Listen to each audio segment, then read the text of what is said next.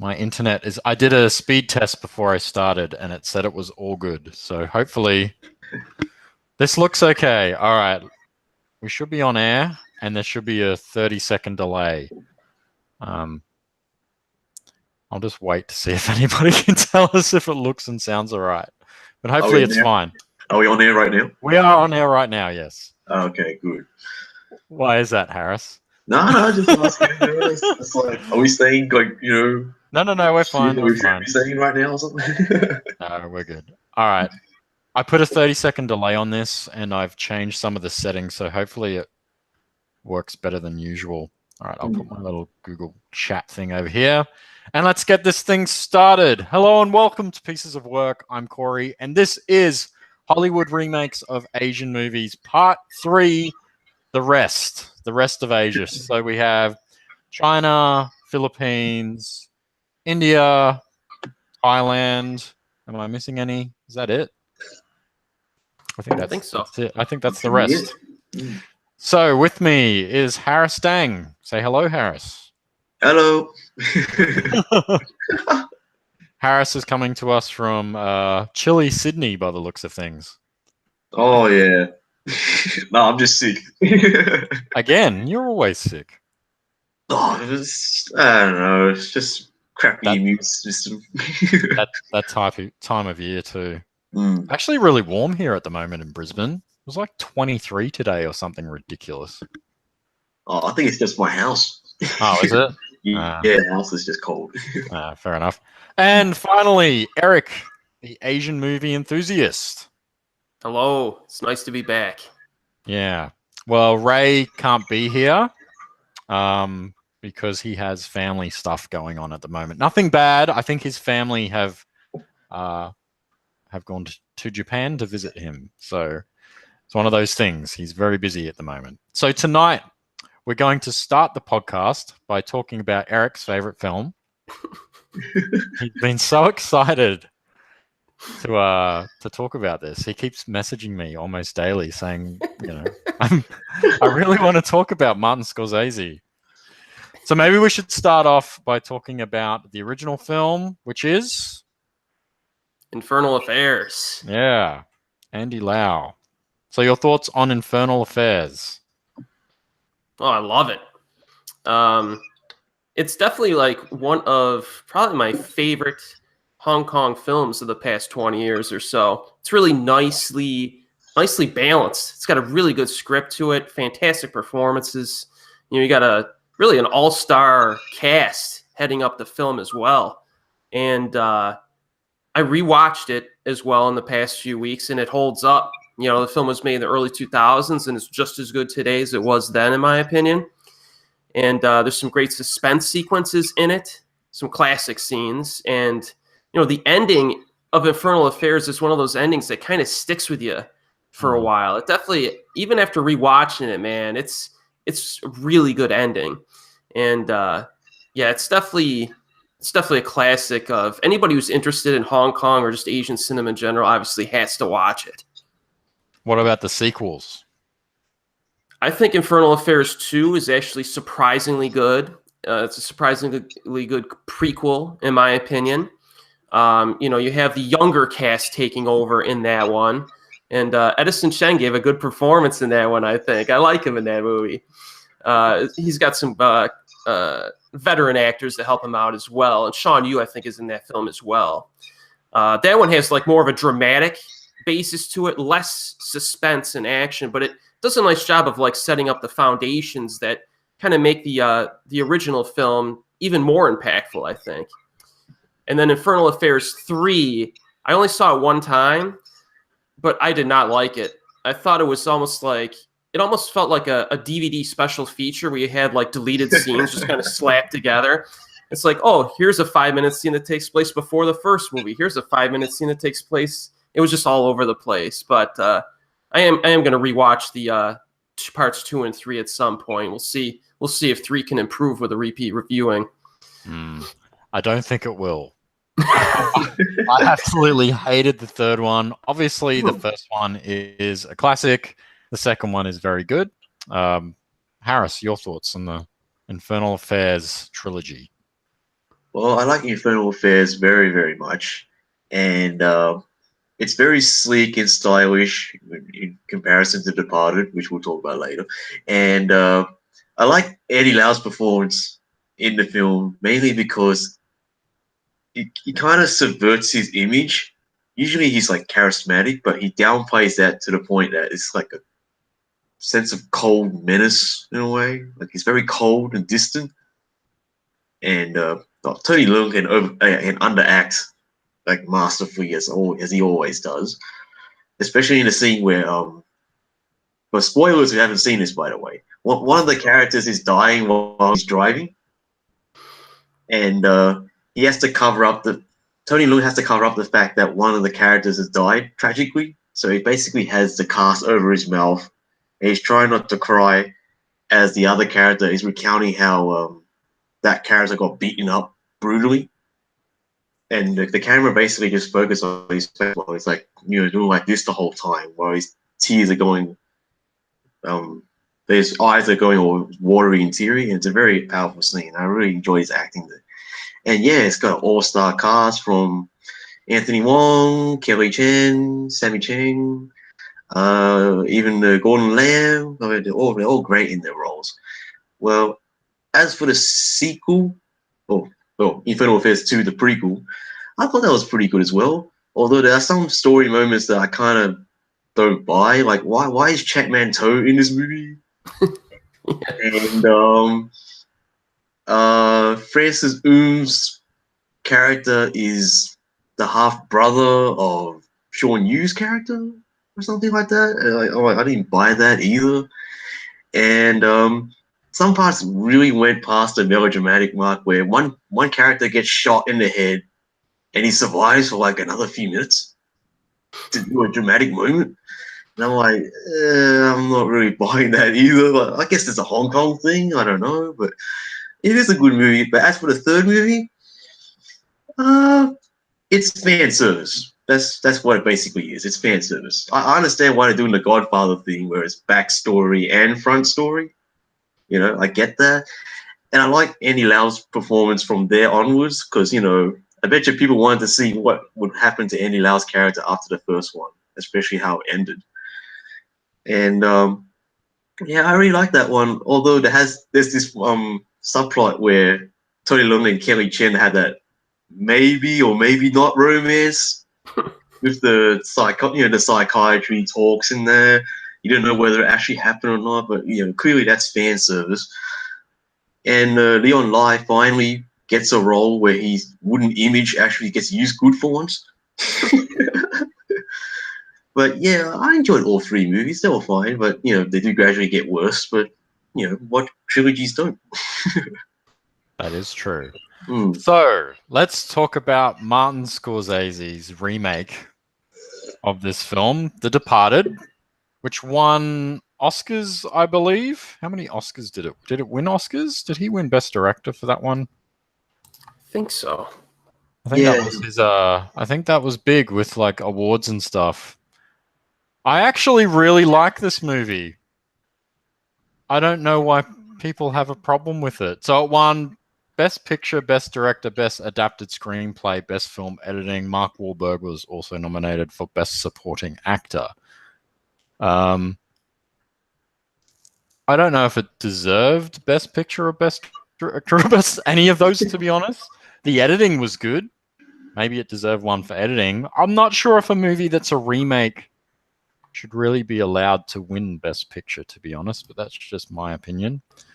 Scorsese has obviously directed way better movies than The Departed, but as remakes go, you've got Jack Nicholson. It's Jack Nicholson. Ray Winston's in there. Martin Sheen. Alec Baldwin. The best actor in the world, according to America. Alec Baldwin. But I like The Departed. I don't think it's offensive in any way. I liked how they changed the setting. But the problem is it has DiCaprio and Matt Damon as the two leads. And I'm not the biggest fan of either of those guys. But anyway, Eric, you've been really wanting to talk about this, so I'll let you take the floor. Before I begin, I would like to say that Alec Baldwin did give one of the best speeches of all time in Glengarry Glen Ross. So That is he gets true. a pass. He gets a pass for me from that. That's his best performance of all time. That's one of the best movies ever made, period. I agree. So, The Departed. So when I saw this film, back in the day, I did not like it. So I rewatched it just to refresh my memory, because I had written some gobbledygook review at one point. It was just all over the place, and I wanted to nail down what my problems were. And I was expecting to like it a little bit more with a repeat viewing, but I actually liked it less. So one of the things, I mean, there's so many problems that would take forever for me to talk about, but I'll stick with one thing. I think my problem with the film overall is this award-winning screenplay adaptation. So one thing that I noticed the first time I watched it, and that held true the second time, is that in the original film, we had Andy Lau's character who operated, he was the villain, so to speak, but he operated really kind of in a gray zone for much of the film, and he was kind of struggling with stuff. And he's kind of getting pulled in two different directions here, right? And I thought his turn and what happens at the end of the movie and the ending itself was so good, because he kind of navigated through, being a good guy and a bad guy kind of at times. Whereas in The Departed, you had, Matt Damon's character was just kind of a douchebag. And I didn't really find much complexity in his character really at all in that film. I think that was one big downgrade. The ending, as I said in the original film, was very emotional. Whereas the ending in The Departed, the last 15 or so minutes, was almost kind of comical in some aspect, I thought. And then, of course, you had the rat on the railing at the end of the movie, which is symbolism, I guess. And I didn't like that. Pacing of the film, too, man. In the original film, we get the highlight sting operation 17 minutes into the runtime. In The Departed, it takes almost an entire hour to get there. And it seemed like the first hour was concerned with subplots and side plots. And, every time Jack Nicholson showed up, he has to make some type of a speech or something. And I'm like, can we just get to the main plot of this movie eventually? And first hour, I think, just took too long to get rolling. And the sting operation itself, I thought was kind of a downgrade from the original. If you really watch it, in the original film, there's a lot more cat and mouse scheming going on, a lot of back and forth between the moles. But in The Departed, it's just kind of one or two tactics, and then the gangsters escape because the cops forgot to put a camera in the back of the building or something. I'm just I don't know, man. Oh, here's another one I was not expecting. Erik Sang, I think, totally outclasses Jack Nicholson in the villain role in the movie, which, Erik Sang, before I watched this for the first time, I was familiar with his comedy roles, and he was really good as a gangster, villain dude. I was really impressed with him. Whereas I kind of thought Nicholson kind of hams it up a bit too much in The Departed. He was just kind of a cartoon in that movie. And I think he kind of hijacked the film in the first half, kind of stalled it a little bit. But I think in the overall tone of the film, I just felt we talk about Old Boy remake. I got kind of that kind of flavor when I was watching this, where it's just kind of, I don't know, for example, before the sting operation, the cops are together and Alec Baldwin goes off on Matt Damon for being a fitness freak or something. And I'm like, you're about to go on the sting operation where you're going to try to take down this criminal, and you're acting like a bunch of clowns. So I don't like this movie much. Yeah, I was about to ask at the end of what you were going to say. I'm not getting the vibe here. Do you actually like this movie? So, Eric, do you think this movie deserved, 4 Oscars? I don't know if I should say this.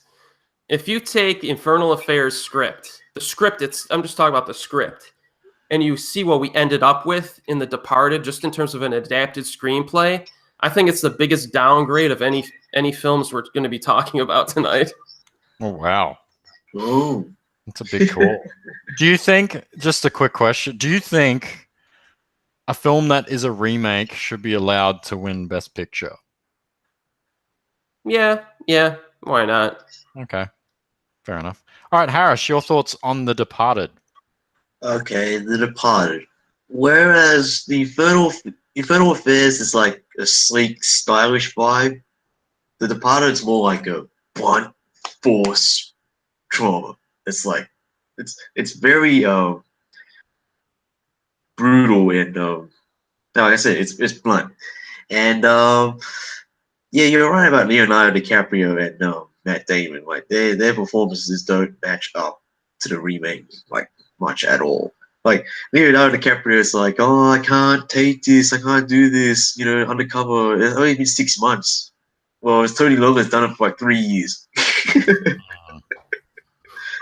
It's like, I'm not really getting it.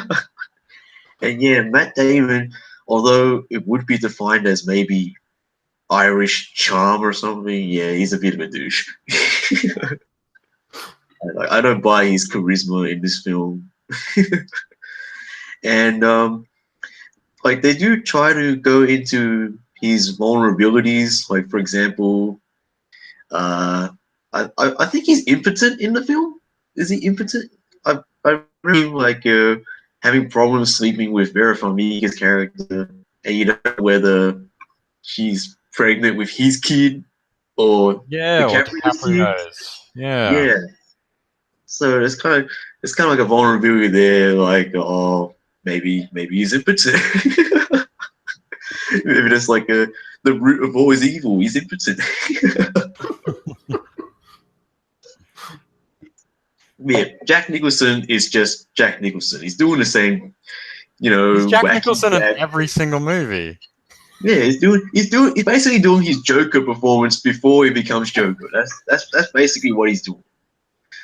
I mean, I know he improvised some stuff in The Departed, for example, the gun in the scene that he pulls on DiCaprio where he talks, and maybe he ate a cockroach for real. Maybe he did that. Maybe he improvised that as well. Oh yeah, that's right. In the cinema scene where he swings out his dick, or probably a freaking dildo for all I know. Apparently he improvised that as well, because that's just Jack Nicholson. And there's a scene where he's doing coke with a bunch of women, and yes, I've read that he improvised that as well. I'm like, damn, that's just Jack Nicholson doing all crazy shit. And yeah, well, like I said, it feels like he's trying to compress all 3 movies into one movie, The Departed. Does it feel like that to you? Yeah, it feels like he's trying to compress a lot. And I think the pacing was quite well done, considering there's a lot to get through. Like, oh, you got to do this person's backstory, you got to do the subplot, or whether he's the FBI informant or something, or whether how to get in the being undercover to this gang. It doesn't happen quickly. And Mark Wahlberg, does he deserve an Oscar nomination for this? He's less irritating than Matt Damon and DiCaprio in the film. Like, I would say he deserves it in comparison to all the other roles he did before this. Except maybe Boogie Nights. Boogie Nights, he deserved one, if anything. Yeah. Like, because all his roles, besides from Boogie Nights, he didn't have any personality. I mean, it's like... What about Fear? What about Fear? Oh, damn, I forgot about that. Fear. I remember that movie. That takes me back. Oh, yeah. That movie's got 90s written all over it. Jesus Christ. William Peterson was it Reese Witherspoon? Yep. And William Peterson's the dad. Or William Peterson. And Elisa Milano as well. I remember her in there as well. Oh, God. Anyway. All right, we got on track here. Yeah, Mark Wahlberg is just a freaking profane joy in this movie. Like, he just swears like a dynamo. Like, he really doesn't care. He's very Boston in the movie. Exactly. And apparently his character was meant to be played by Mel Gibson. Oh, that would have been amazing. Yeah, but he backed out. Did he back out, or was he asked to leave? But he said he thought the script was amazing when he backed out, apparently. I'm sure that's what happened, Harris. I'm sure he backed out. And Poor Mel. and De Niro was meant to be in Charlie Sheen's, but sorry, Martin Sheen's role. Yeah, yeah. No, I'm glad they gave Martin Sheen that role because he's De Niro's he'd just be doing generic De Niro. We've already got Jack Nicholson doing generic Jack Nicholson. We don't need two actors doing their shtick. True, true. And he does well. Like I could buy him as a chief, as well as like a kind of like a father figure to the Cameron's character. I can totally see that. And I also like the every death scene you see, there's always an X behind in the background somewhere. Oh, I haven't noticed that. X. Like you see one character fall down the building, it's like, oh, there's a big X. Oh, there's a big X when this character walks in the hallway before he gets shot. There's always a big X on that I noticed, which was kind of cool. And as a remake, it's bloated. It's the blunt force approach doesn't always work. Like Erik said, the ending does seem a bit farcical. It can be seen as funny. Like whereas the Infernal Affairs was a bit like very dramatic, like emotionally, like with the music and everything. He is just like, that's it. Like it's very sudden. But the part is fine. It doesn't deserve to win Best Picture. I'm pretty sure Scorsese won Best Director because it's like a compensatory win it's for the all Al Pacino thing. We better give him one. Yeah, it feels very compensating. It feels compensating. Yeah, should have been Goodfellas, but what are you going to do? One issue I have with this film, not another issue, because I don't dislike the movie. I actually quite like it. My biggest problem with this movie is the soundtrack. It's like a Martin Scorsese greatest hits. It starts off with the Stones, and he uses a lot of songs he's used in his other movies, and it's like, dude, I've seen Goodfellas, I've seen Casino, you did that thing, and now you're doing it with The Departed. It's like, do we really need to hear these songs again? It's like, that thing when you see a movie and it plays Fortunate Son by Creedence, and you're just like, really? Another movie that's got, lucky John Fogerty's still making money because people are still making movies. But, that, I don't know. I'd like to see Scorsese use some more, I don't know, do an original kind of score or something rather than just that kind of stuff. I hope he does that for The Irishman. That's his latest crime movie coming out soon.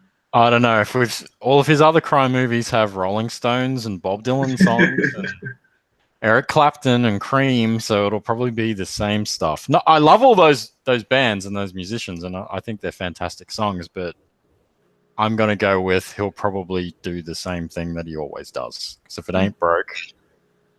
Yeah. Yeah. All right, let's move on to the next film. What do we have next? I think it's, was it The Eye? Yes, sure. It's The Eye. So The Eye is the 2002 film from the Pang brothers, the horror movie. And in 2008, we had a remake with the beautiful Jessica Alba. And that was the only reason Corey watched the movie, I'll be honest. But Erik, your thoughts on The Eye? Yeah, I was a big fan of the Pang brothers back in the day when they first started coming up. And the original film is quite good, I think. I do think it's maybe a little slow in spots, but I like Angelica Lee in the lead role as well. She's a good actress, in my opinion. And the remake, I would say that Jessica Alba really isn't that big of a problem in this movie. I think she does okay in it. I don't think she's terrible or anything. I think the problem is that the horror sequences really don't work quite as well in this. The original film had a very dreamy type of aesthetic to it. It almost feels like you're kind of like if you had a retina transplant, things were kind of hazy and stuff. Seemed to use that more, whereas the remake used more like the jump cut, flash horror type stuff. And I didn't like the horror or the scare tactics quite as much in the remake. And the remake. No, I was just going to add, I think the problem with The Eye, like, it came out in 2008. So it's kind of like on the back end of those remakes, you know what I mean? So we'd already had all the others. And I was like, one of the last, I don't know if it was the last one, but it was coming to the end of that whole, hey, Hollywood, let's remake Asian horror movies thing. And I think you're right. It really stinks of Hollywood, the movie, like with all the scares. It's just very generic. But anyway, sorry, Erik. Yeah, I think actually the last remake I remember from the horror boom was Apartment 1303, and they really finished it off strong with that one. They really did, yeah. But the director of the remake, is a French director who directed a film called Them from 2006, which I actually really enjoy. It's a French thriller horror film. Is that the one about the kids? Yeah. Yeah, I've seen that. Home invasion film. Yeah, yeah. It's good. It's good. I like that one. So, but yeah, he, I guess he wasn't really on his game in the remake, or maybe the system got him. So, I mean, I don't think The Eye is like a terrible, like awful remake, but it's not good. Yeah, but it does have Jessica Alba. Yeah. She's, maybe not these days, but she used to be really hot. I don't know. I haven't seen her in anything. Of course. Yeah, I totally agree with that. Yeah. Sin City, man. Sin City. That's all I'm going to say. Harris, your thoughts on The Eye and The Eye remake? Oh, I like the Hong Kong version of The Eye, and it is quite effective. I mean, seeing ghosts like that, that's been done before, obviously, but it's very stylish, as Pang Brothers films are, and I really like Angelica Lee. I enjoy her performance here, as well as in a lot of other movies like 20, 30, 40, Recycle, and a lot more movies than that. The best scene in The Eye is the elevator scene. Yes, the elevator scene. Oh my man! And I like the part where like a kid is asking for his like report card. a kid ghost on the stairwell, and there's a lot of other scares in that. What I really like is the ending. The ending is quite daring, actually. Like the ending involving like an explosion in a highway in Thailand or something. Yeah, that really took me back quite a bit, and it's an enjoyable movie. Unlike the remake, and you're right. Like Jessica Alba isn't bad in the remake. I mean, she does an okay job playing blind, and she does an okay job playing the violin. I mean, she looks like she's kind of playing the violin, so I'll give her credit for that. But yeah, it's not scary. I mean, it's just over editing music video like style. And I've watched a video, and this, Corey, the TV show The Feed, right? Yes. Yes, and there was a segment where the host was interviewing the director of the Eye remake, and he talked about what it was like filming The Eye. And he said he was locked out of the editing room when of course, yeah. When that happened. And he said things like working with Jessica Alba was she wasn't the problem, but like how I guess was the agents was the problem. Whereas like you have to make her say this line properly, or say it in the most beautiful way instead of the most right way, something like that. There's a whole video on YouTube you can watch. That's I'll have to check that one out. Yeah, there's a whole video you can watch of that. So the guy's just like completely honest the entire interview. Yeah. There's no holding back here. Oh, that's good. There's no holding back here.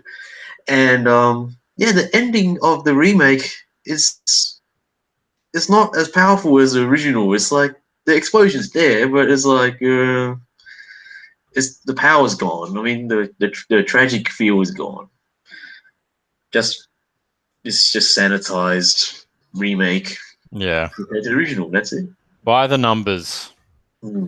So next we have another Chinese film, the last Chinese film on this list. We have the original movie Eat, Drink, Man, Woman, and then the remake Tortilla Soup. Now, has anyone seen this remake? Because I have not.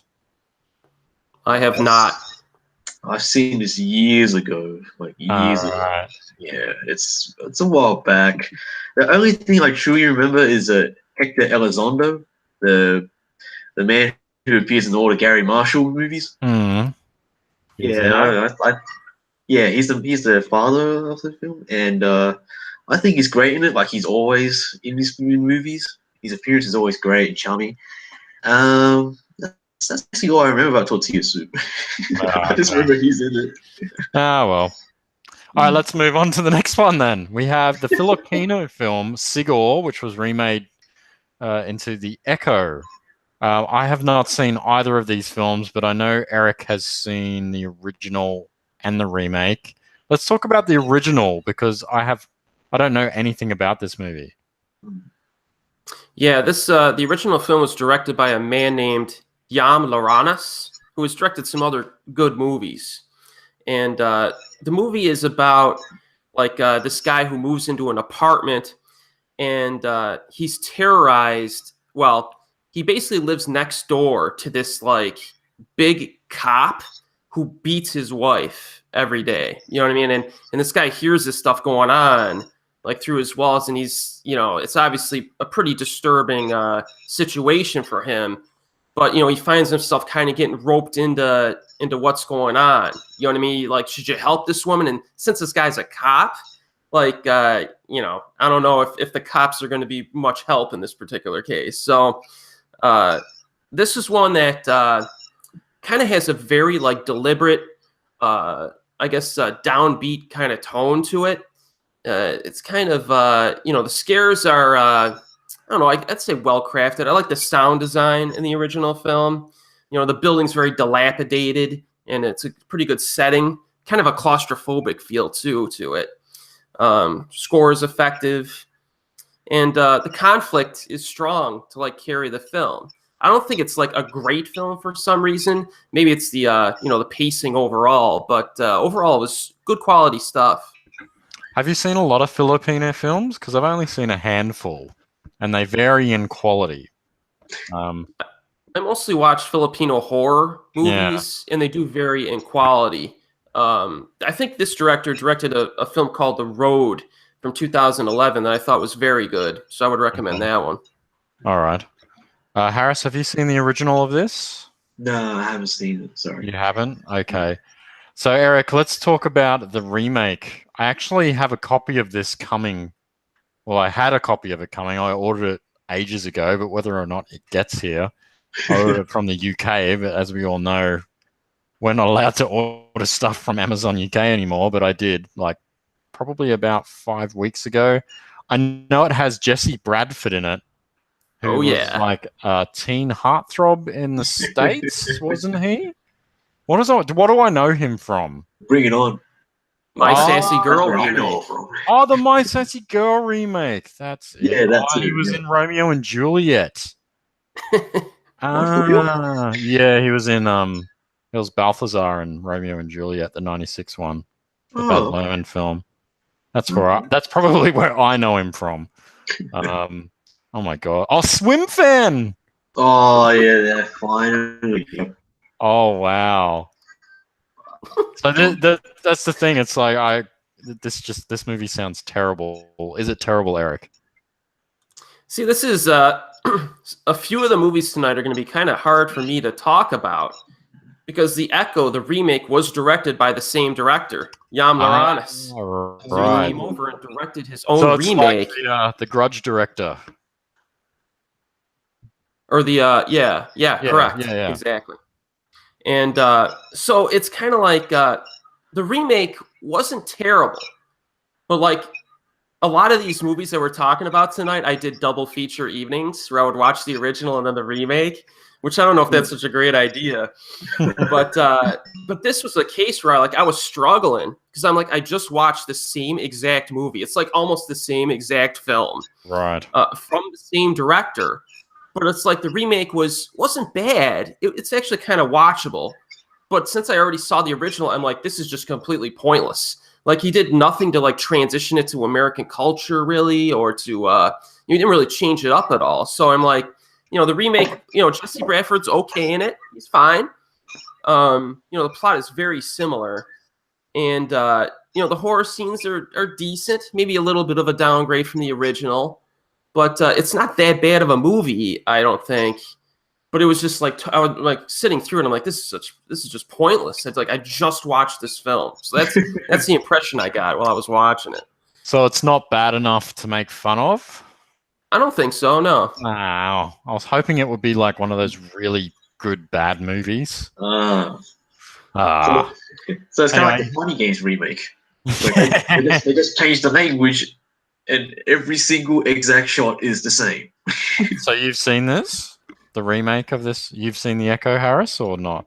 Nah, I'm just asking whether the approach Ah. is like the Funny Games remake in the original is like every exact same shot is the same because it's from the same director, but it's just in a different language. Is that it, Eric? They've pretty much just I translated. don't know if it was like English, or- exactly the same like that, but it was very close. Oh, okay. Yeah, that's a shame. So they didn't really add anything new.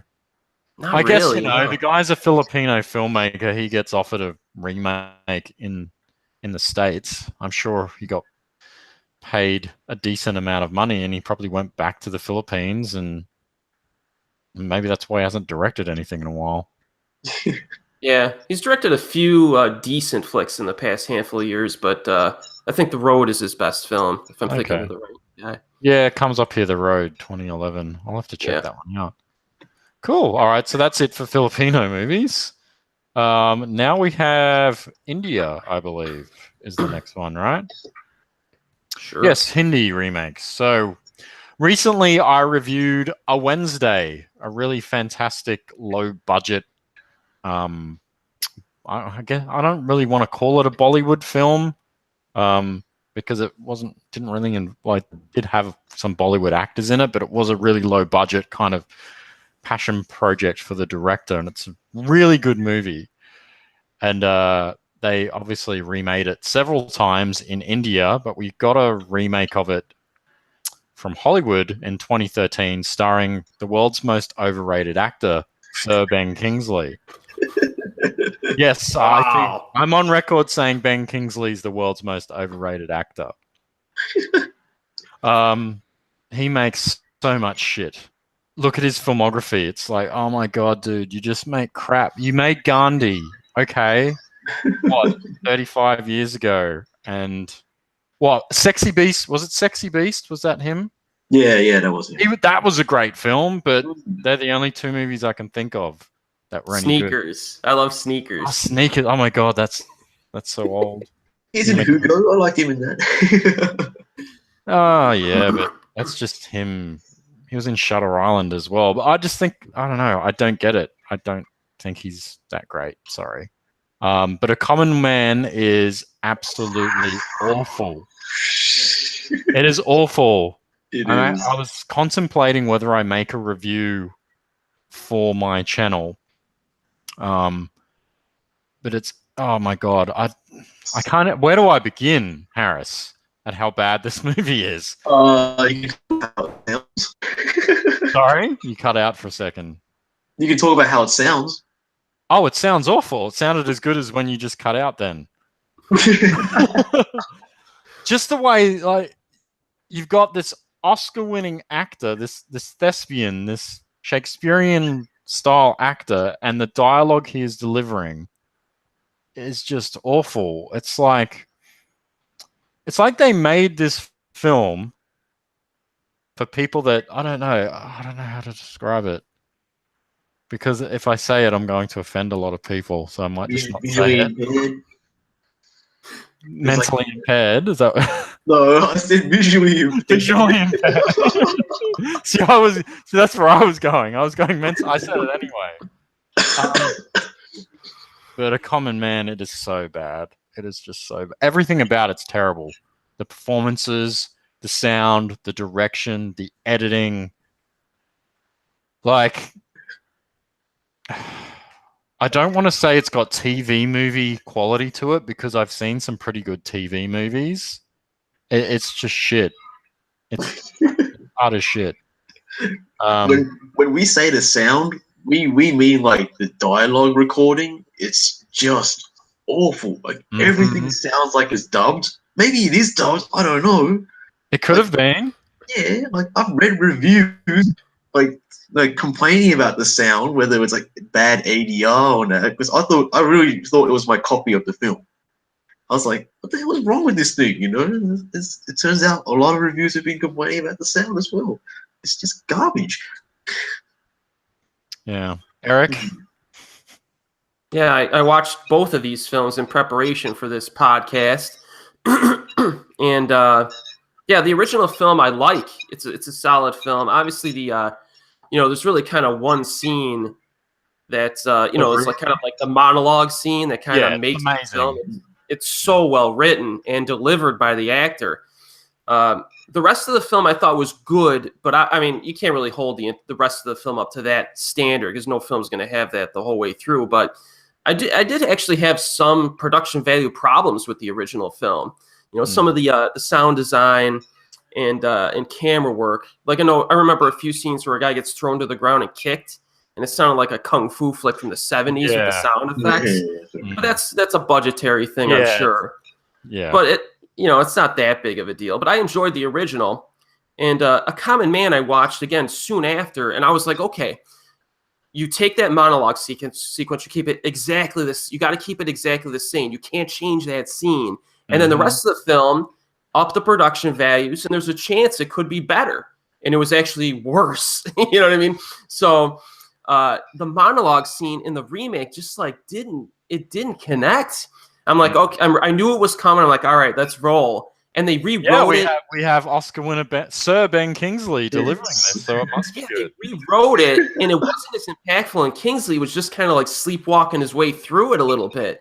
So I was like, man, that's when it really kind of, and the production values are bad too. So yeah, and the pacing, like at least the original film had a good pace to it. It kept moving. The remake, I thought it dragged in spots. So yeah, I definitely prefer the original.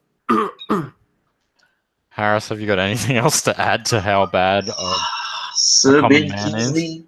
Sir Ben Kingsley, like star of, Thunderbirds. Critically acclaimed hits like Thunderbirds, A Sound of Thunder, Blood Rain, Prince of Persia. Yeah, Prince of Persia. I mean, he gave a bad performance. Like, the whole film is lifeless. There's no sense of propulsion to it. There's nothing. It just lies there flat on its face.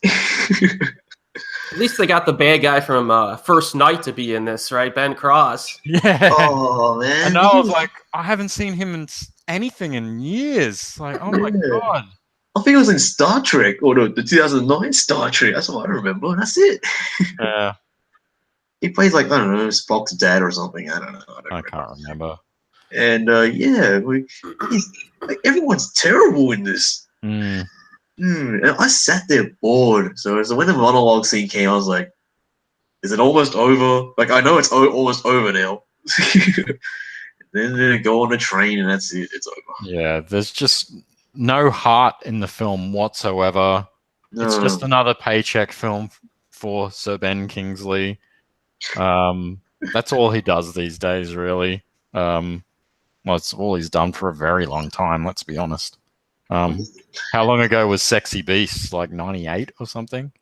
Whoa, that long? I got a feeling it was that long ago, or 2000. It's a long time. I'm going to look that up right now. Sneakers was 92. I know that much. That one's in my DC collection. Oh, that's right. He was in Iron Man 3. I keep forgetting. Oh, yeah, he's funny in that. Yeah, I forgot about that. Yeah, they didn't ruin that character whatsoever. Hang on, he's got... his filmography is so big that he has a separate page. Yeah, it's not like it's on the main page. Sexy Beast 2000. Wow, okay. So it says here he is known for his... So it's got on his on his filmography page, it's got he's known for Gandhi, of course. He's also known for his performances in Schindler's List, 93, right. Sexy Beast, and Hugo. So basically the only good movies he's ever made. Really? And Sneakers. And Species, don't forget Species. Oh, yes, and Species! Oh, no. With freaking William Peterson. Forrest Whitaker, Michael Madsen, Oh man. Oh wow, Blood Rain, lucky number Oh. 11, Oh yeah, that's right. I remember that. Ten Dragon Ball Commandments. Boss. He was in a computer animated film from 2007. The Love Guru. He won a Mm. Golden Raspberry Award for Best Supporting Actor. Oh, The Watchmen. everyone deserved that in that film. Noah's Ark, The New Beginning. Wow. Jesus. Oh, he was in The Dictator. That's right. A Therapy. Ender's Game. Walking with the Enemy. Did he play a Maori in that film? Which one?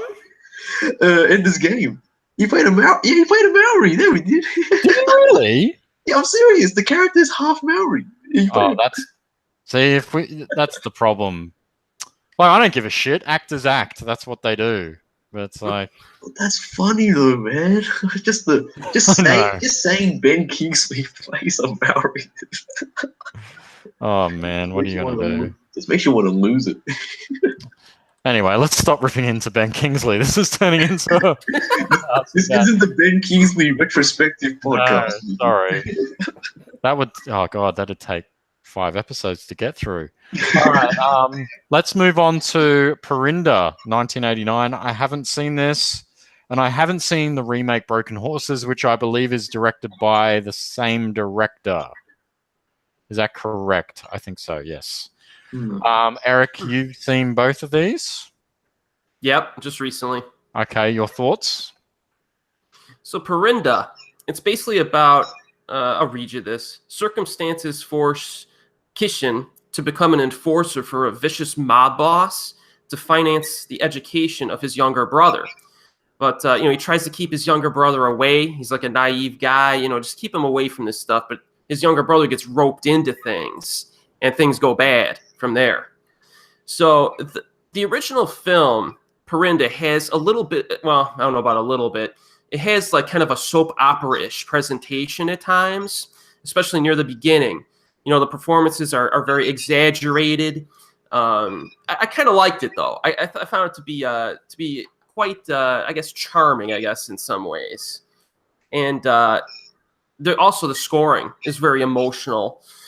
There's use of melodrama as well, but I do like the actor who played the villain in the original film. He kind of had, I don't know what it was about him. He had kind of a menace to him, but he's also a little bit unhinged, like kind of crazy. There are a few pretty effectively disturbing moments in the original as well. It does have a few song scenes, I guess. They're not really like song and dance, but there's scenes where the characters break out and do sing, which I thought was a little bit out of place in this particular film. Especially that there's one during the latter half when things get really serious, and the main guy and his brother break out into like a happy dance song, which I thought was totally like out of left field. Yeah, it takes you out of the film when that happens, and it changes the tone of the movie. If you're setting up, something really dark happening, and then they're all going la la la la la. Yeah, it's just the romantic subplot to me felt kind of I don't know, useless in my opinion. And the 2.5-hour runtime was a bit long, but I like the film overall. You kind of understand where the brothers are coming from and their situations, because they're in a tough situation where it's hard to find a way out of it. And I liked it. I liked the Parinda. Cool. And the remake, which I really wanted to check out because it has a fantastic cast, but I'm guessing it's not as good. Is it A Common Man or not? I'd be really interested in hearing your opinion on it when you watch it, because it rubbed me the wrong way.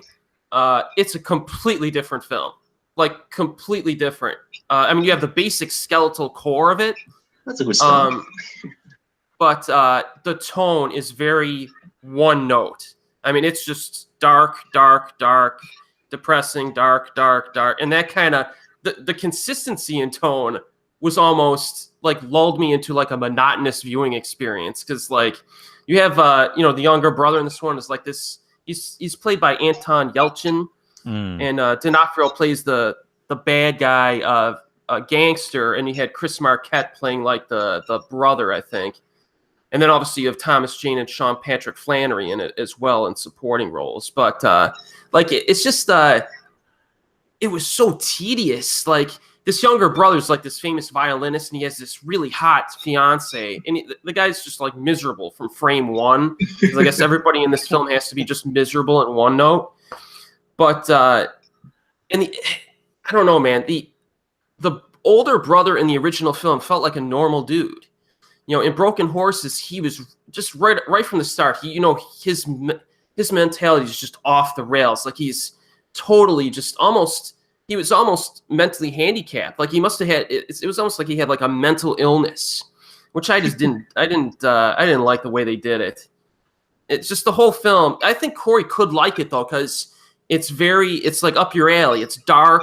It's got some violent bits to it. Is it kind of like a neo-Western style vibe? Like, is it more of a Western? Right. Yeah.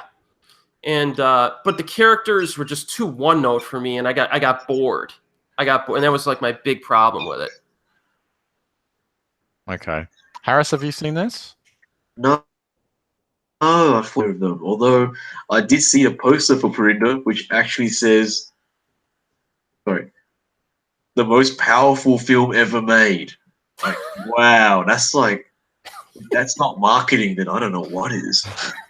It's pretty good marketing. Yeah, it just says like that, There's no like quote of who says it. It just says it right there. The most powerful film ever made. But no, there's nobody credited with that quote. It's just it just says that on top of the poster. Good on them for trying. Why not? Yeah. All right, so we're into the final three, it seems.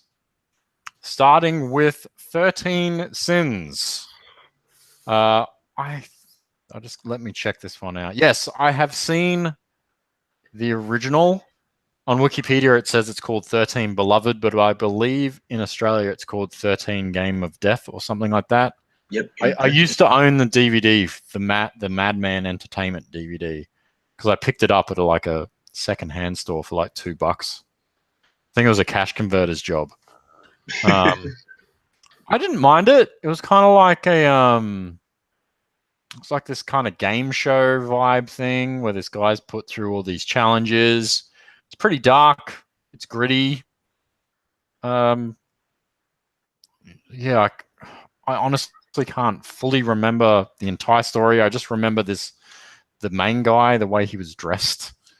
I don't know why that. Like he's got the glasses and kind of like he looks like the guys from Shaun of the Dead. Yeah. Pegg, he's got that look to him. But this film didn't really leave me with a lasting memory, I'll say that. But Harris, do you remember this one? I remember some of it. Like, I remember the ending because that was kind of shocking to me considering the reveal of what happens. Like, I don't want to spoil it, but the very last task is that he has to kill someone. That's right. And when you find out who that person is, that's when you go, ooh. It's like, okay, there's like a lot of moral dilemma here. But yeah, there's some disgusting stuff in this. Like, there's one dare that he has to do. He has to eat a plate of shit. Yeah.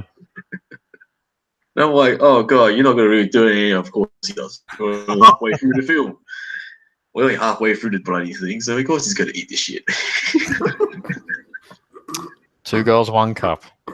Oh man, don't remind me of that, man. Sorry. Remind you, I never bothered to watch it, man. Almost 10 seconds, and I'm like, oh, that's it. Closed. Alt F4. Shut down. Format computer. No, I'm just kidding. But man, it was okay. All right. Anyway, back to the movie. Sorry. I haven't seen this in a while as well, except for 13 Sins, which I saw a few hours ago. I remember liking it. I just remember liking the ending better. Like the ending felt a lot better to me than the remake, which we'll talk about later. Cool. All right, Erik, your thoughts on the original film? You probably remember this one better than we do.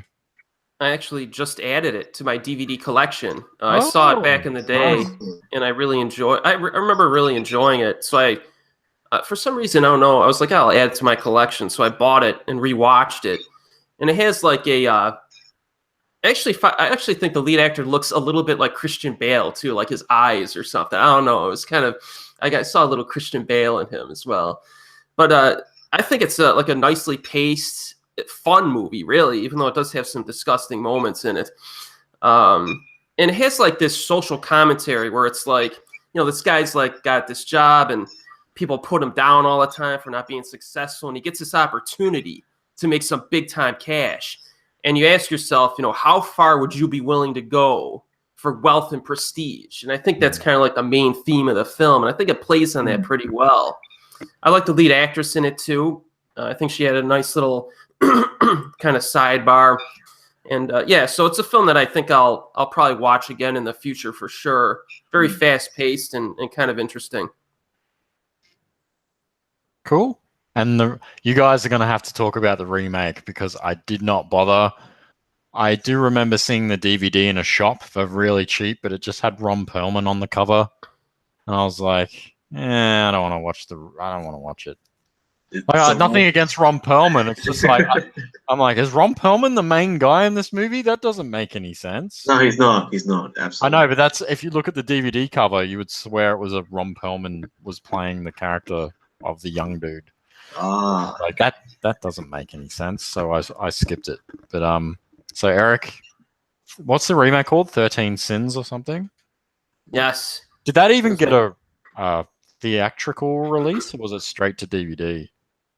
I'm not sure, but what I do know is that I never even knew this film existed until you told me about it. Oh well, there you go. I'm useful for something. So the remake was directed by a man called Daniel Stamm, who directed The Last Exorcism, which I actually kind of like that movie. Ron Perlman plays the cop. And Richard Burgi, who I think should be used more often, he played like the lead actor in the Sci-Fi Channel series The Sentinel. He's in this for a few minutes, so I liked seeing him. Yeah. But the remake is, the big, well, not the big problem, but one script writing change that they made that I didn't really agree with is they had the main character have a pregnant fiance. So like right from the start of the film, he has something to lose, which kind of like took the focus away from like the social commentary of the original film, I think, because it turns into like a I don't know, kind of like a blackmail movie pretty quickly, where he basically has to do these tasks, you know what I mean, instead of like choosing to do them. But it's like we're meant to sympathize with him straight away just because he has a pregnant wife. And then and also the remake is 25 minutes shorter than the original film. So I felt like there were some scenes where it didn't quite set them up quite as thoroughly. Like especially a few of the challenges didn't have quite as much setup time to them. But it's not like a terrible film or anything. It was okay. But it's like another one of those instances where kind of like the Echo, you're just better off, I think, watching the original, in my opinion. But it's not like this film's. I didn't think it was terrible. It's a Blumhouse film. Oh, is it really? Yeah, it says produced by Jason Blum. Blumhouse Productions. There you go. I probably had a budget of $5, and he probably made $10 million because that's how he works. They look good for $5. No, doesn't he have like? Aren't they like maximum a couple of million? The budgets of his films, something ridiculous like that, and then they all make like he makes things like Truth or Dare. Oh, that's terrible. And all the tweens go watch it. And they make me hate millennials just that little bit more. Yeah, exactly. It's rubbish. Anyway, Harris, your thoughts on 13 Sins? 13 Sins is quite good. Like, it's quite good for what it is. I mean, it does, like Erik said, it is 25 minutes shorter, and meaning that some of the tasks that he does are compressed. For example, there's one task where he has to cut a guy's arm off, and after that he beats the guy. They cut his arm off. He beats his brother with a chair, and I remember in the original he has to beat up the boyfriend of a girl with a chair as well. So I think they combined the two tasks together, I guess, to make it faster. And it is a bit cleaner. For example, there's no shit eating in this movie. And there's no animal cruelty in this movie either, because human cruelty is just as more sympathetic and empathetic as it is. And there is some gory moments that are still effective here as they were in the original. Like there's one involving I think wire that reminded me of an episode of The Simpsons where the snake tries to get his car back by cutting Homer's head off with the wire as he drives past. And then who is it? Is it Milhouse's dad? And he's like holding up a thing, and he loses his hand. It's like I told that guy to slice my sandwich. Yeah, something like that. Yeah, there is a part like that, and the gore moments were very effective. And I like the Mark Webber's performance because the way he acts out the role, he seems like he's like a drug addict. Like he enjoys the thrill of what he's doing, even though he knows that it's not right. And he does that quite well as well. He's the guy in the Scott Pilgrim, actually. Who's he play again? The old band member in the bomber. You seen Scott Pilgrim, right? I don't like that movie. Oh, Really? okay. Yeah, I know. I'm like one of the only people on the planet that dislikes that film. This is like a millennial thing. No. Wait, I'm not that old. Jesus Christ. It's cute, man. No, I just dislike the film. I'm not a fan of what's his face. Michael Cera. Yeah. He grinds my gears. Yeah. And in the remake, and I didn't like the performance of the brother, the mentally disabled brother. Like I didn't like his role either, and especially didn't like his role in the end. How it's there's a reveal. I don't want to spoil it either. And if you're watching it for Ron Perlman, he's not in it that much. It's not in it much, so it's not worth it just to see him. And there's an actor in there named Pruitt Taylor Vance. I forgot what his name was. And I think he's a very, very good actor, especially he plays creepy roles. Especially in that movie called The Devil's Candy. Seen that? Sorry, Harris, you cut out when you were saying the name of the movie. Devil's Candy. Devil's Candy. Which one's that? It's from the guy that made that Aussie horror movie. The Aussie one was like a prom night. Prom girl keep the guy captive. What was it called again? Oh, I know the one. Yeah, I just can't remember the name. Lovely something. Yeah, the Lovely. It was a young. Oh, damn it! I forgot what it was. Yeah, I know the movie you're talking about.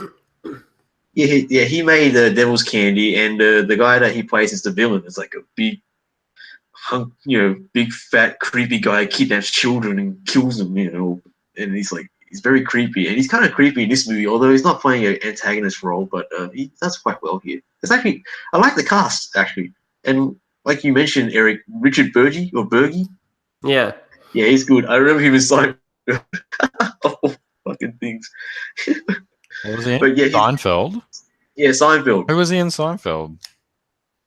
He's in the Hamptons episode where he gets Elena's breathtaking all the time. Oh, yeah. He says everything is breathtaking. Like, this breakfast is breathtaking, or this freaking view is breathtaking.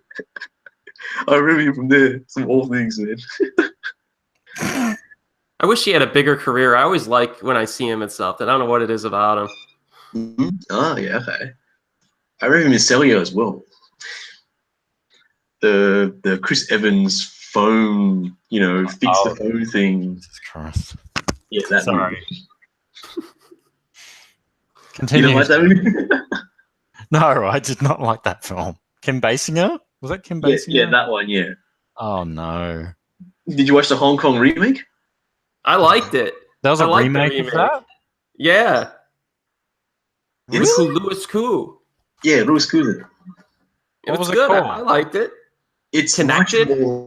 It's much more overblown and over the top. It's just like you see Louis Koo sweat up a storm or acting in it. It's like it's much more entertaining in like a more explosive, maybe ironic, laugh a lot at the movie kind of way. But yeah, Connected is very entertaining. All right, there's a. Where does it say the remake? Oh, remake. Oh my god, there's been several remakes of this thing. No, Really? There's a Bollywood remake, a Tollywood remake. Oh, the Hong Kong one was called Connected. Yeah. Oh, Benny Chan, right. Oh, he's reliable, man. I'll watch anything Yeah. directed by Benny Chan, baby. Okay, that might be all right. Oh, but Benny Chan's good with action, but with actors, he just doesn't know when to say stop or cut. Like every actor has like a "I'm an actor" moment in his films. Every single person, and just let them stop. Like, but there's an action scene every like 15 minutes, so I don't care. But the movie drags because of those acting moments, man. Like, have you seen Divergence?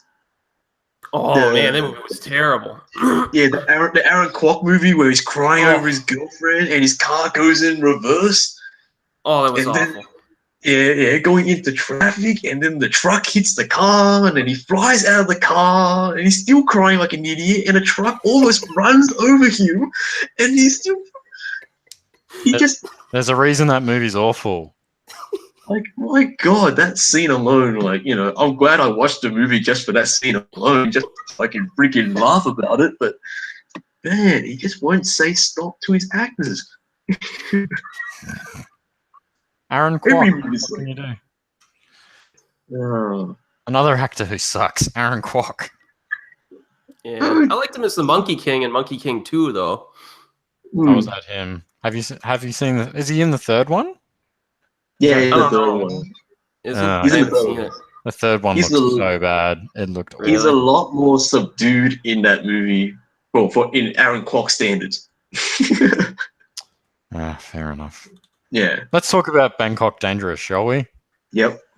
The 1999 original film, Thai film by the Pang Brothers, another Pang Brothers movie.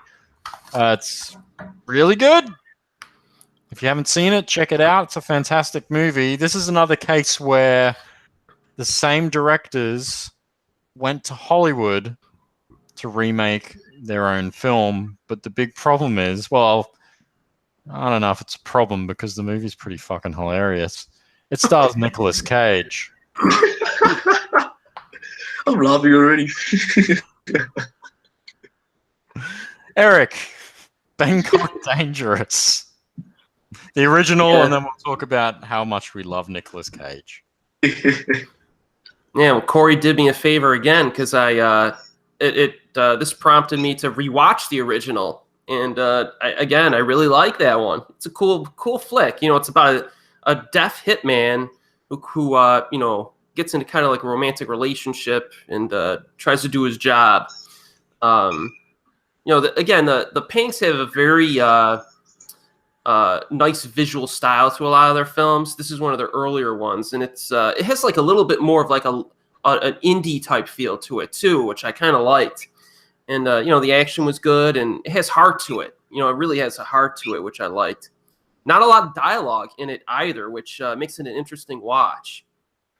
Now the remake, I don't think it's quite as terrible as everyone thinks, but it's not good.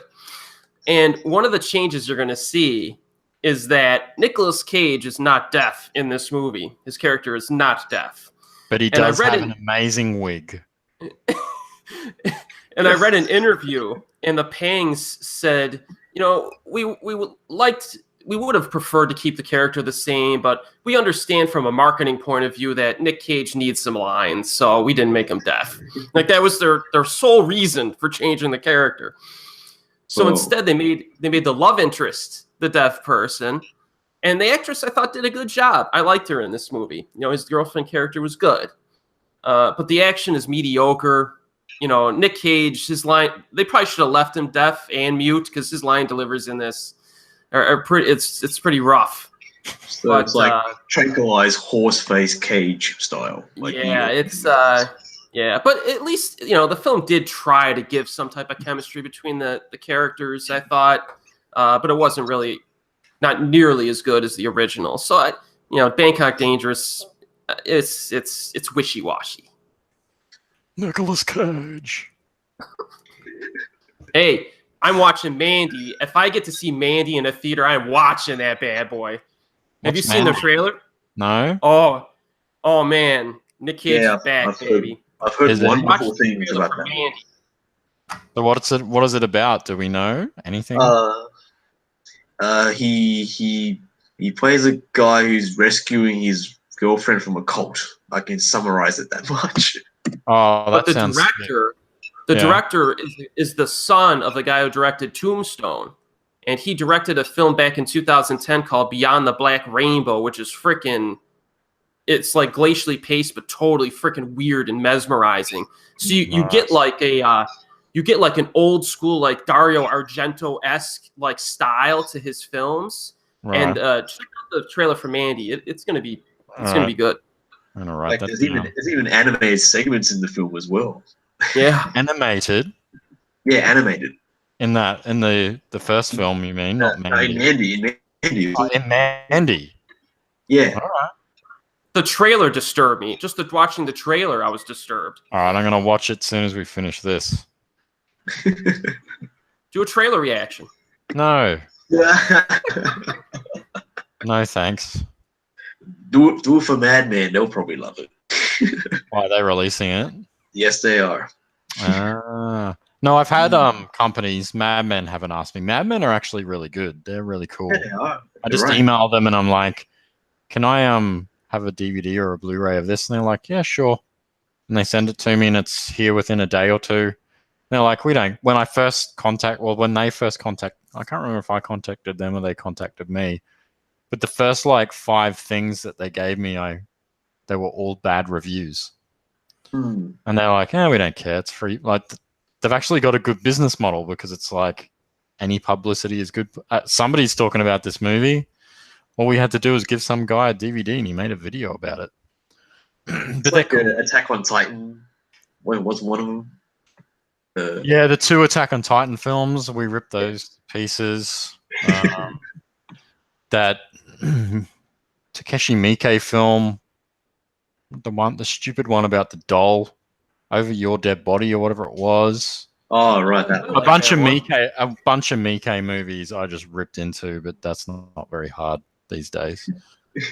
Just recent ones, those ones that he makes, because he makes like 5 movies a year. And then he made like all those. What was the other one? What was the one about the vampires? That was terrible. Yakuza Apocalypse. Oh, that's so bad. There's just all these things. They're like sending me DVDs, and I'm like watching them, and then I put up a review, and it's like saying the movie's shit. and they still send me stuff, whereas I've done that for other people, and then I never hear from them again. I remember your review of Terraformers. Oh my god! Yeah, that was one. That was one that they sent me. Oh, brutal. That's one of his worst films. He's made a lot of bad movies. Anyway, back to Bangkok Dangerous. Paris. Nicolas Cage, Bangkok Dangerous. I remember seeing the original when it was on SBS, because of course everything's on SBS. And I quite enjoyed it as well. I mean, it is very stylish, as Pang Brothers usually do. Like the early films are usually the best ones. The latest ones really suck. Like, have they been making movies recently? Yeah, I don't. Yeah, like where? They all in suck. Hollywood, in Hong Kong, in Thailand. Where the fuck are they making? The big red China somewhere. Oh, they're in China. Are they? Yeah. Are they shilling for China like everyone else these days? Yes, they are. Yes. Oh no! What a shame. I can't remember the last Pang Brothers movie that I liked. Was it The Detective? They did The Detective, right? Yeah. That wasn't. That was. I like that one. Well, that's not too bad. Mm. What have we got? They did a few sequels to it too that I thought were okay, but they did like a war movie, like My War, which was just terrible. Yeah. Out of Inferno. What is that? Hong Kong Chinese disaster film. It's a fireman movie. I think it came out the same year. Oh, that one. Yeah. Child's Eye, Pang Brothers, Hong Kong Horror, Storm Warriors, Hong Kong. Storm Warriors, that is so they did The Messengers with... boring. Oh, my God. They did that with Kristen Stewart. That was them. I never saw that one. Oh god. Anyway, sorry. Let's continue. That's my fault.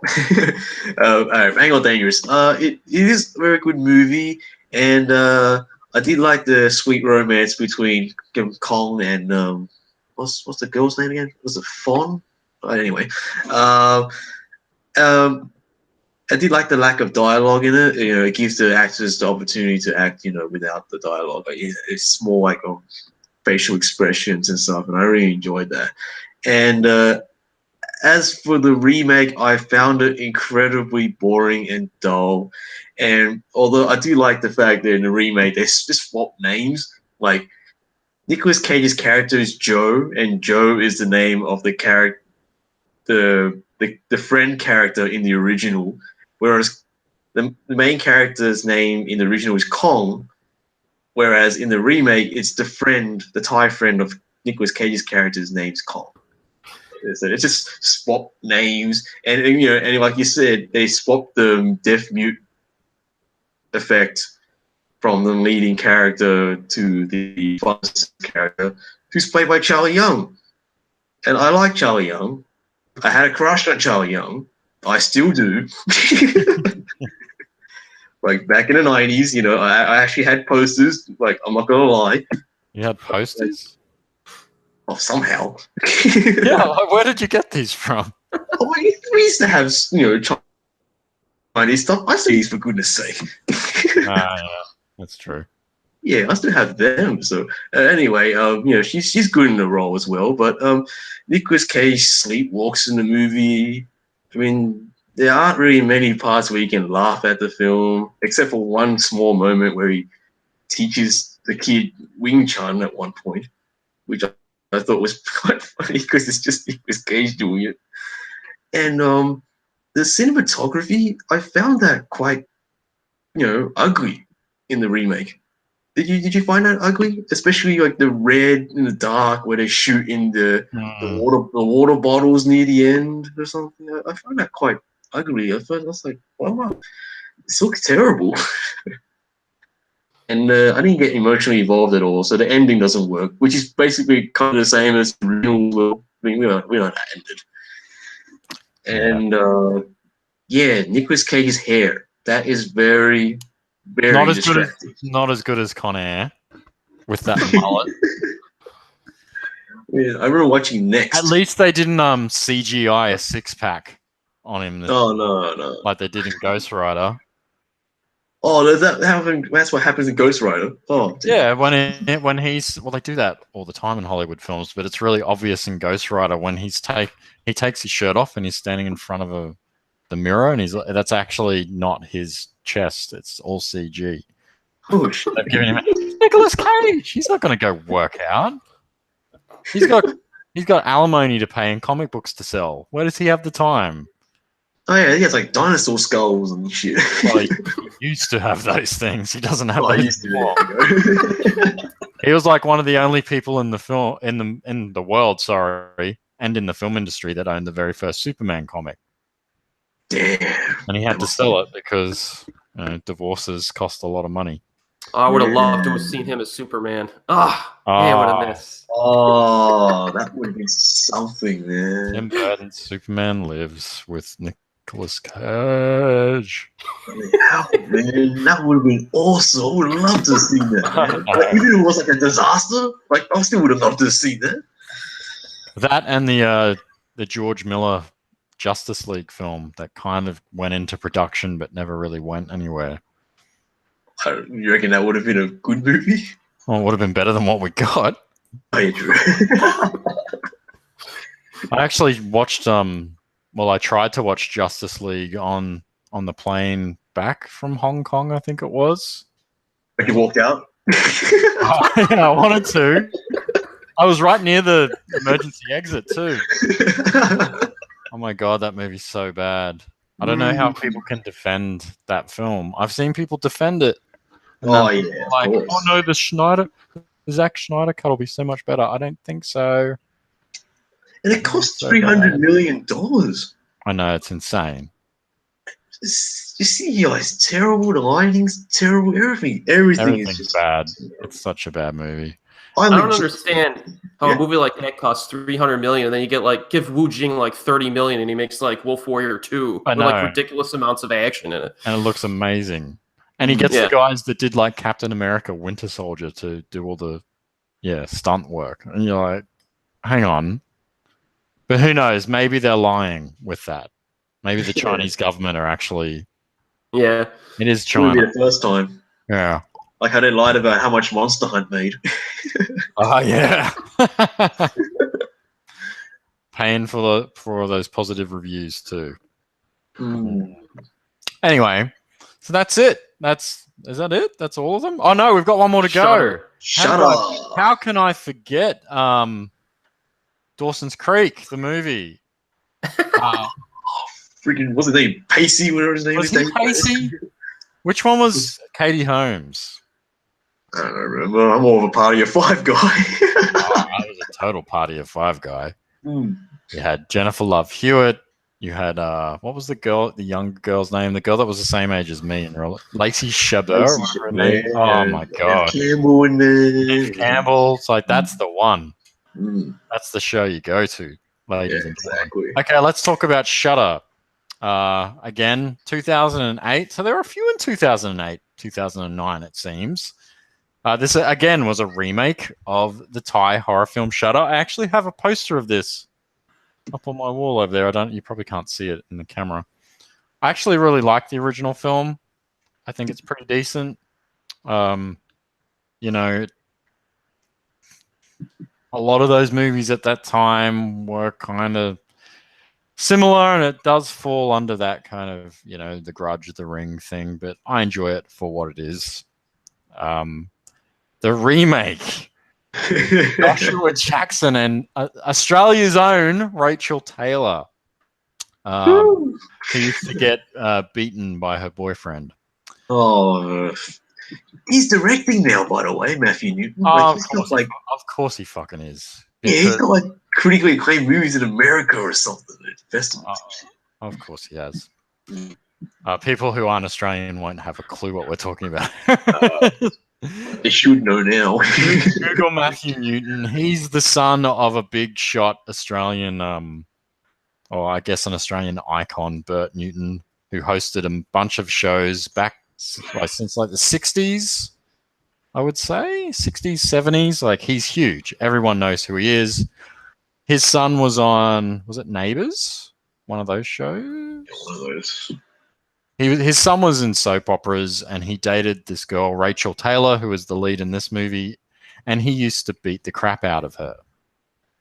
But he's still working, of course, because it was they blamed it on psychological issues. So it was all about poor Matthew. But Matthew Newton is a piece of shit. And it wasn't just her either. It was no, it was like other ex-girlfriends as well. Yeah, and they all covered it up, and it was horrible. It was our Weinstein thing. It was a few years ago now. But anyway, Erik, what do you think of Shudder, both the original and the remake? I like the original a lot. It made me a fan of the lead actor, Ananda Everingham, who I always like to see and stuff. The directors on that also went on to direct a lot of good horror movies as well. The original has it actually gets a little bit dark at times too, in terms of where it goes, in terms of prior events that kind of caused the current situation. And the ending was very effective. Some good horror scenes in that one too. The remake, remember, this was directed by Japanese director Masayuki Ochiai. Oh, that's right. I forgot about that. So it's Hollywood. So when you want to make a Thai horror film, you bring in a Japanese director. Person. Yeah, somebody with a completely different culture as well. You may as well hire the guy that directed, I don't know, Infection. Oh, I loved Infection. And The Hypnotist, I liked, yeah. So, and the remake stars Joshua Jackson, of course. And Megumi Okina, who is one of the actresses from the Ju-on films, is in this as well. That's correct, yes. Like the girlfriend, or the ex-girlfriend. So, yeah, this remake, obviously, the horror sequences do not work nearly as well as the original. There's one scene that they added to this movie involving like a photo shoot with a naked girl in a cowboy hat. Or I'm like, why would you put that in this movie? It's like it was so stupid. Well, It was probably the worst scene in the film. It was bad. I'm not going to say no to a naked girl in a cowboy hat. Well, yeah. Again, this movie is, it's 85 minutes long. This movie should be really easy to sit through, but it feels longer than 85 minutes. That's for sure. So, and the script is just not good. Kind of a downgrade, even though it kind of plays out the same. But this is not another remake that's just not worth sitting through. It's not awful. It's not like the worst remake. It's just, again, it's another one of these dull, by the numbers. It's another The Eye, Yeah. I've seen it all before, and it was done better. You're not offering me anything new. But anyway, Harris, your thoughts on this one? Well, I like the original. Like, it is one of the movies that got me into the horror boom, along with like the Ring and all that. And it is quite effective. And under Everingham is quite a good lead. The scares there, they're much more effective, especially like the cinematography. There is one moment, I think it was like there's a lot of green in this movie sometimes, and I really enjoyed that. The remake, yeah, it's total crap. I mean, it's boring crap. Like it's like a Hallmark matinee watch at 12 p.m. to pass the time type of film. And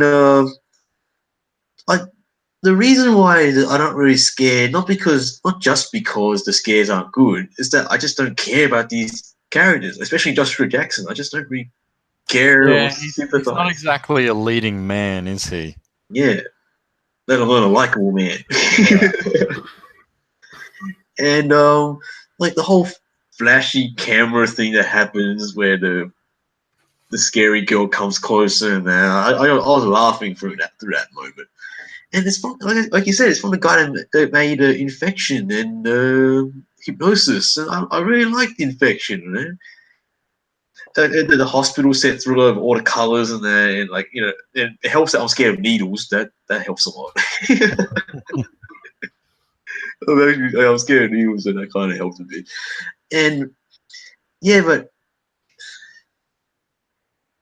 when he tries to adapt the Thai movie into Japanese culture, it seems really forced. And there's a moment where they talk to an old man about the whole scene, the ghosting, and and they go to this guy with paranormal with magazine, and you see whether the specters are real or the specters are fake that they just easily put in Photoshop or whatever. And I think the only really good thing, the only positive thing I can say about the film is that Rachel Taylor's performance is good, despite the fact her Australian accent comes in and out a lot. Oh, yes, it does.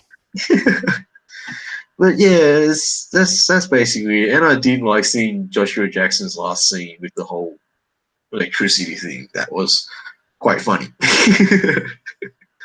But other than that, it's like a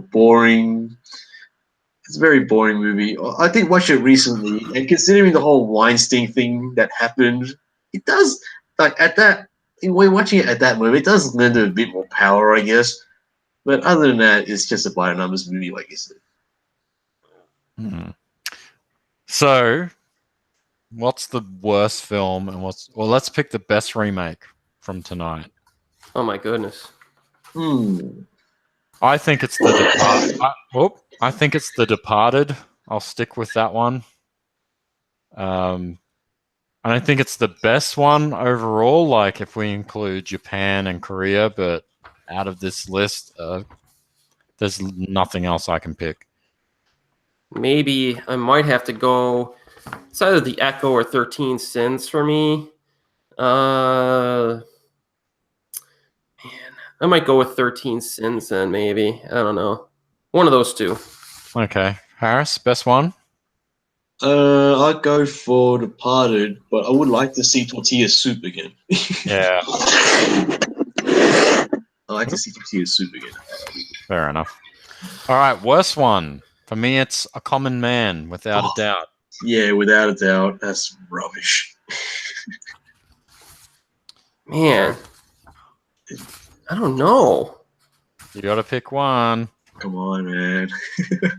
We've already won anyway, so. Woo! Oh, somebody's dog. What was that? Sorry, that was a dog on my end. I'll go with. Yeah, I might have to go with A Common Man. I'm gonna have to go with that.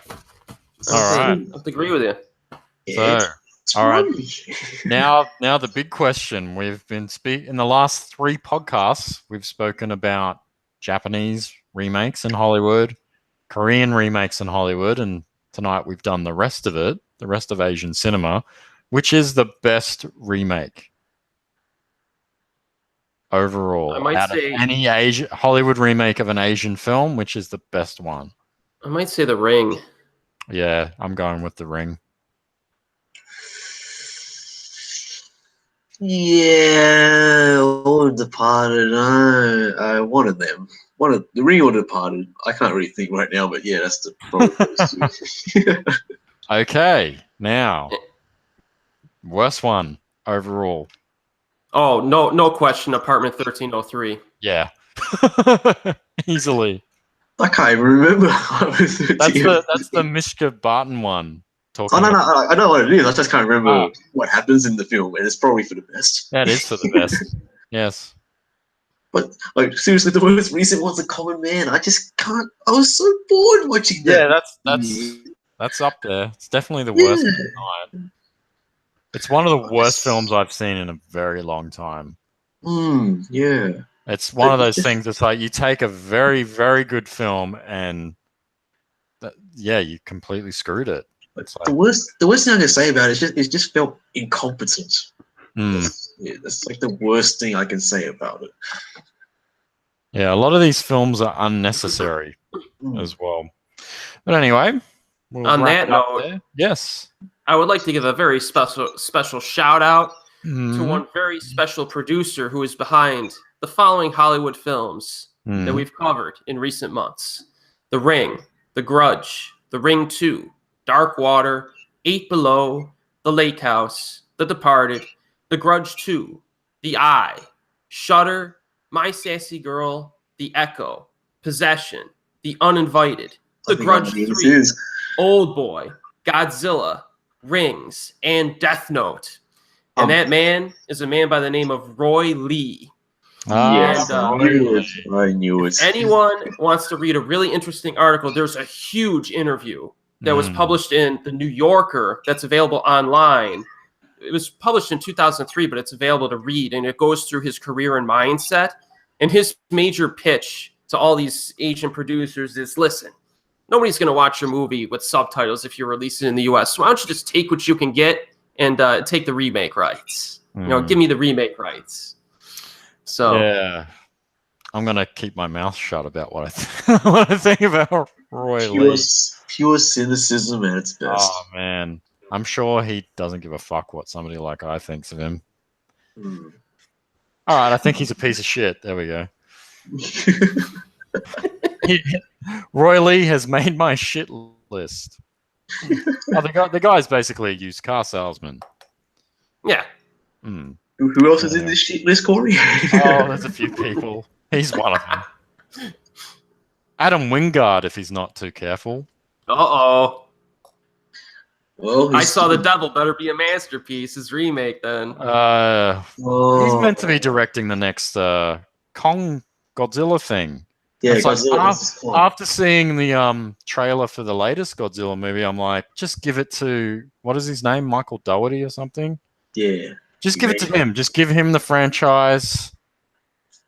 He clearly knows what he's doing. Like, he's perfect for that kind of thing. After seeing Trick or Treat and Krampus, he's perfect for like a big creature feature thing, not the guy that directed the Blair Witch remake and Death Note. Yeah. The trailer does look really good, though. It does look very good. But then again, so did the trailer for the other 2014 Godzilla, which I don't hate. Yeah, I don't hate it either. I think it's okay. The skydiving moment is still the best moment of the film. Oh, definitely. Just the score, the way it's shot, it's fantastic. And Godzilla looks great. The design of Godzilla is one of the best Godzilla designs. Anyway, what have you got coming up, Eric? What can we expect from you? I got a few more reviews coming up this week. I got the Detective D and Young Detective D and Rise of the Sea Dragon. I'm going to review that. I've seen tomorrow. the third one. Oh, is it good? It's just as bonkers as Sea of the Dragon. Excellent. The CGI is better. Ooh. And Detective D himself isn't in it as much, but it's kind of like a Batman Returns thing. Like, Michael Keaton isn't in it the second movie as much, but he's more confident in his performance. There's more screen time for Kenny Lin's character and Feng Xiaofeng's character. The guard guy and his assistant, Detective D's assistant. I liked him in that last movie. Yeah, he's good, and he's in it, so he's in it. And there's a lot of crazy stuff, especially at the end. I don't want to reveal what it is, but you may have seen this type of stuff in other movies, but they're definitely in it. Uh-oh. Have you seen a trailer? No, I don't even think I watched the trailer. I don't need to. I know I'm going to watch it. Good, don't. Nice. But there's not much of a mystery in this one, actually. It's more like political intrigue, like the bad guys are motivated because of that reason and this reason. There's not much of a mystery in this one. But then again, was there really much of a mystery in the other ones? It's not like they're hard to solve. Yeah. They weren't really. But yeah, Detective D3, enjoyably bonkers. Yeah. So this is a good time for you to promote your website, Harris, your blog, with your film reviews. Speaking of enjoyably bonkers, you can visit my website. It's called Filmatic Reviews. I just basically write a lot of reviews and thought on either foreign cinema or local cinema, American films, stuff like that. I should be catching up on reviews soon. I just got an invite to watch The Meg. Hopefully. Oh, nice. Yeah, hopefully it's as good. I saw reactions today, actually. I read it on the social media. They said it's quite good. Like, just campy fun with Jason Statham against the shark. I'm pretty sure I'm pretty sure that's technically a Chinese film. Oh, yeah, it is. Just like the Dwayne Johnson Skyscraper movie. That's a Chinese film too. China. Wait. It's set in Hong Kong. I feel we have to define the difference. Oh, don't tell that to China. Oh, not yeah. You say like Hong Kong is the same as China or something, then someone's bound to get pissed. Oh yeah. I don't care. I say they're different, and I say Taiwan's a separate country. Yeah, they are separate. That's why. Come and attack me, China. There's not. I've been to Taiwan so many times, and I've never ever met a Taiwanese person that considers themselves Chinese. And I'd like them to explain to me how indigenous Taiwanese people are Chinese. Thank you very much, China. Anyway, let's not get political. Otherwise, I'll have to wear my Taiwan #1 T-shirt again. For me, I'm taking things easy from now on. I've got stuff going on with work, things like that. I saw a movie today, actually. There's a lot of movies coming out in the cinema. I saw a movie this morning. I need to film a review for that at some stage. That will go up Monday or Tuesday. Thursday, Along with the Gods 2 comes out, so I'll go see that. I'm not sure. I wanted my sister to come with me because we both saw the first one, but she is just so busy, and I'm so busy that I don't know how I'm going to fit it in, but I will. And that'll probably be it for this coming week. I'm limiting it to like 2 videos per week from now on, maybe 3. This podcast will be once a month, as always. But I really need to dial back this stuff because it's just killing me. I don't have a life. And I feel like I'm just talking about films for the sake of it. I'm not really talking about movies that I want to talk about. And I don't want this to get stale, and I don't want to feel like I don't care anymore, because I still really care. But it's just like, I just need to take a few steps back and not do as much, because I'm going to burn out very soon if I keep going the way I'm going. So we need to keep things fresh. So we'll do that. We'll do that by not doing as much, and then I'll be more excited. Like the movie I saw today was absolutely fantastic, and I cried. It takes a lot to make me cry in a movie. This is a Korean movie, right? I don't want to say what it is. You know exactly what movie it is. Have you seen it? No. I had a choice between that or Detective D, so I chose Detective D. Yeah, obviously. Yeah. I saw this movie at 10 o'clock this morning, and I was the only person in the cinema. I'm like, it's probably a good thing, because I don't like people all that much, so it was nice to have an entire cinema to myself. No, I don't blame you, man. I love empty cinemas. Yeah, I really dislike going to the cinema. A, because it costs a fortune, and yeah, B, it's just too many people sometimes. But yeah, it was a very impactful film and had some of the best performances I've seen all year. And I should be going to see an Indian film tomorrow afternoon. Hopefully, I will get there. I've been talking about this for ages, but there might be a chance that I do not go to see it because of family stuff. But we'll see. Hopefully, I can get there.